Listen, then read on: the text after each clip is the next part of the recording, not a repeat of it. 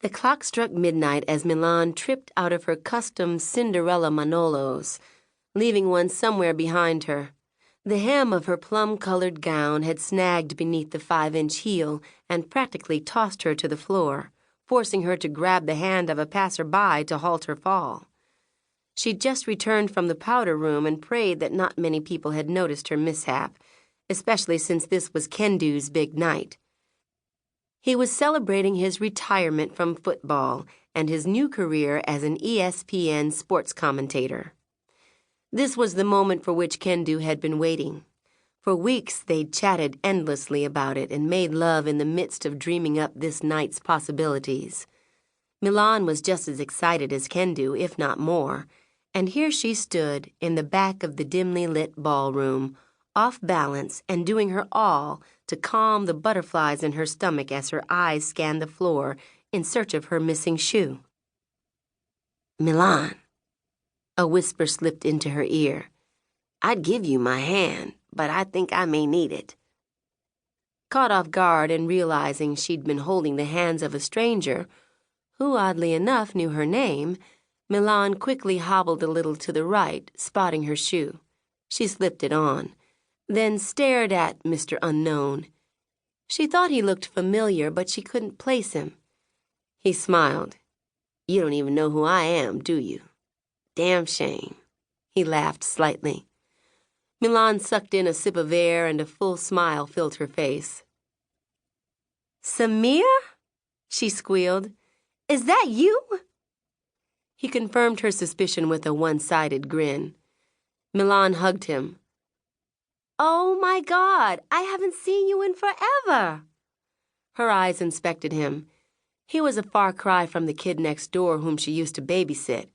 He was now a man, a beautiful and exquisite black man, with skin the color of smooth, rich coffee with a splash of cream, warm chestnut eyes, and a well-put-together body that only a blind woman could miss. "Damn! I can't believe this," Milan smiled. "I haven't seen you—" He interjected. "Since I was 8 and asked you to be my girl." "I was your 18-year-old babysitter." She playfully curled her lips and put her hands on her hips. "So what's the problem now?" He stepped directly into her personal space. "I'm taken," she said without thinking twice, placing her left hand in his. His eyes dropped to her 10-carat Tiffany solitaire. "By whom?" She pointed toward Kendu, who'd just stepped on stage after being introduced by his former NFL coach. "Kendu? Really?" Samir looked toward the stage. "Damn, I had no idea. Life is funny. He's going out," he looked Milan over, "and I'm stepping in." Milan eyed Samir and he winked. She hated that her dimples glowed. "Is that so?" She arched one brow. "#1 draft pick, baby. New York Giants starting quarterback." "Congratulations," she said, "but my man's a legend. Remember that." She returned his wink, turned to the stage and smiled at Kendu's presence. He was beautiful beyond words, the prettiest deep chocolate skin with Senegalese eyes. His lips were full and were framed by a sexy box beard with a few sprinkles of premature gray.